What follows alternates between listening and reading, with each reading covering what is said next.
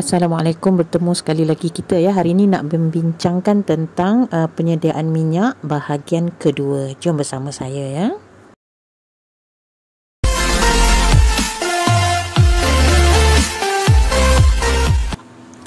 Okey, alhamdulillah ini daun dan serai serta lengkuas yang saya dah kutip di kebun tadi.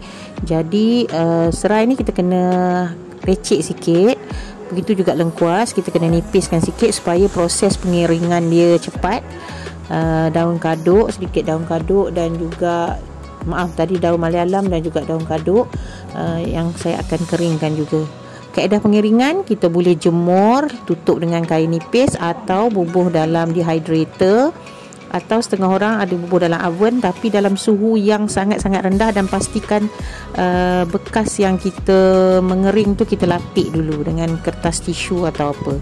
Okey, jadi dia akan kering sampai macam ni. Baik, ini ialah daun-daun yang tadi yang kita tunjuk segar tu dah kering. Misalnya ni tadi daun kaduk tu ya. Ini nak tunjuk aja cara proses Daun kaduk ni dah kering, dia dengar bunyi kering dia. Okey, yang ini daun Malayalam tadi tu.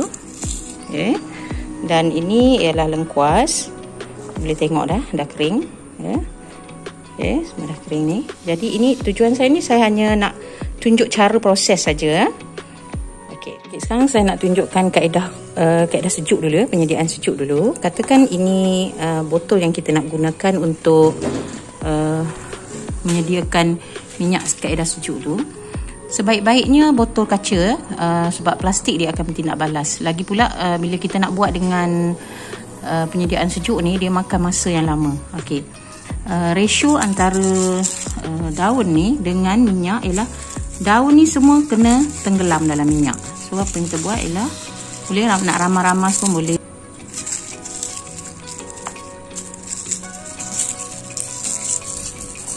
Mesti tenggelam macam tu. Okey.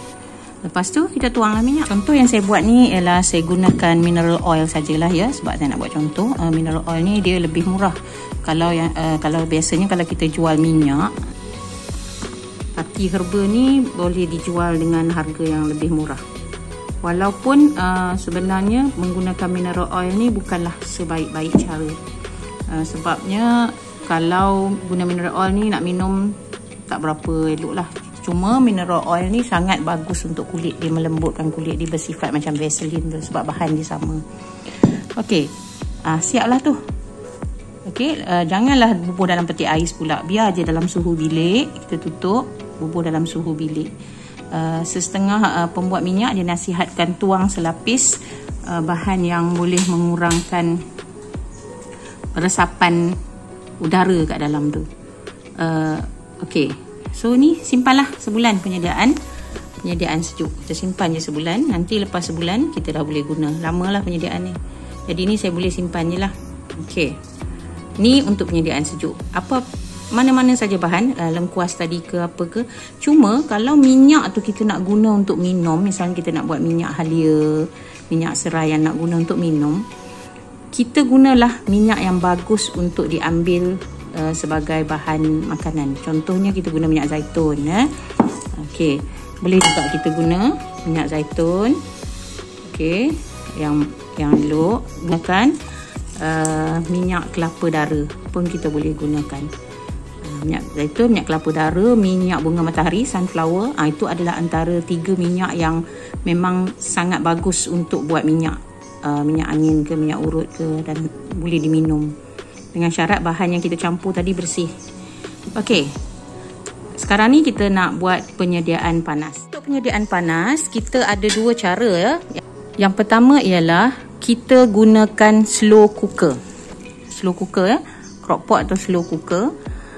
Biar saja sehingga macam yang saya cakap tu, 4 jam, 5 jam, 6 jam, lagi lama lagi elok. Macam kita rendam teh, lagi lama kita rendam lagi pekat warna teh tu. Itulah dia punya perumpamaan.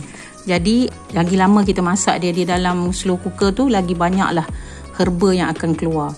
Itu kalau kita ada slow cooker. Cara kedua, kalau kita tak ada slow cooker, apa yang kita boleh buat ialah kita gunakan double boil. Saya rasa ramai yang faham maksud double boil. Okay, tapi saya terang juga, maknanya gunakan alat yang boleh tahan panas macam ni. Katakan saya gunakan jug Pyrex saya ni. Dan saya masukkanlah bahan yang saya nak buat minyak tu. Okey. Sama juga. Minyak dia kena hapus.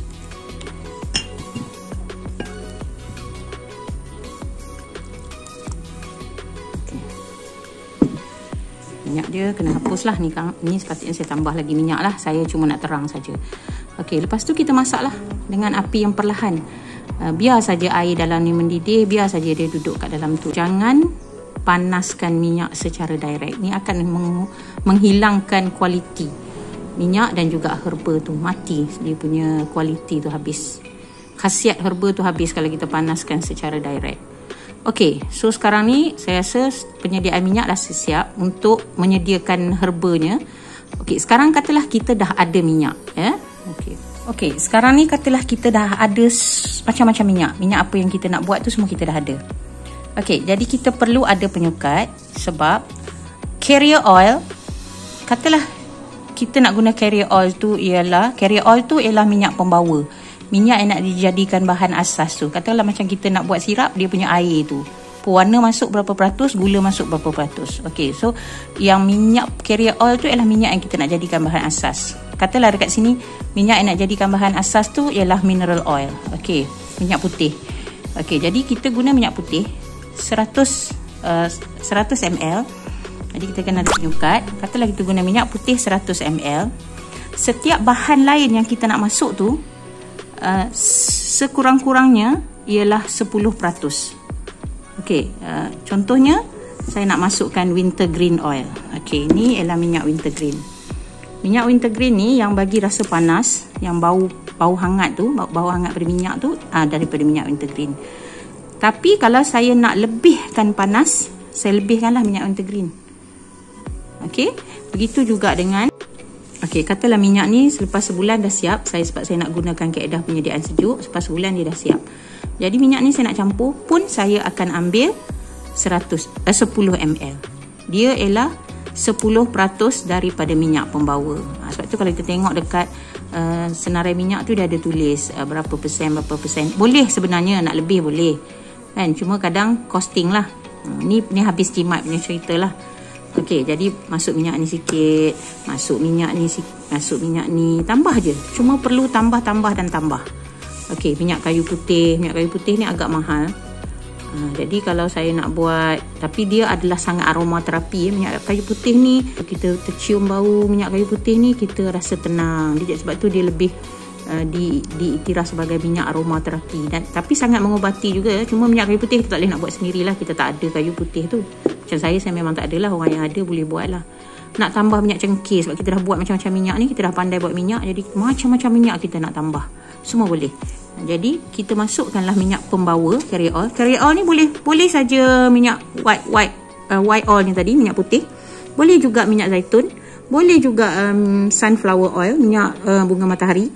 Semua tu boleh dijadikan carrier oil. Mana-mana yang dijadikan sebagai minyak pembawa atau carrier oil, dia setiap 100 ml dia, bahan lain yang nak dicampurkan adalah 10%. Itu je dia punya petua. Jadi campur je lah.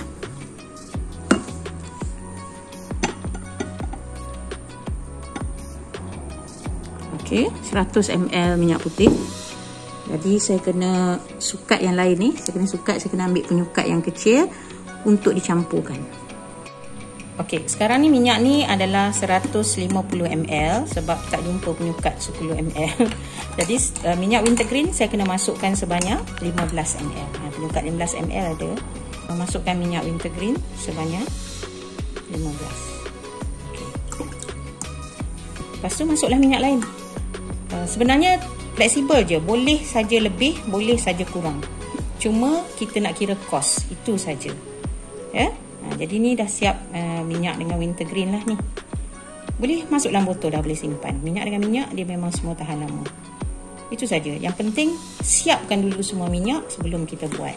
Bila kita dah siap minyak macam ni, kita nak jadikan dia balm pun boleh. Jadi untuk episod akan datang, saya akan ajar cara membuat balm. Okey, ini sebab sayang bahan-bahan tu saya dah keringkan. Jadi saya masak je lah double boil untuk ni lengkuas tadi tu ya, dengan sedikit daun Malayalam tu. Jadi kalau air tu kurang, kita tambah-tambah lah. sampailah dia beberapa jam.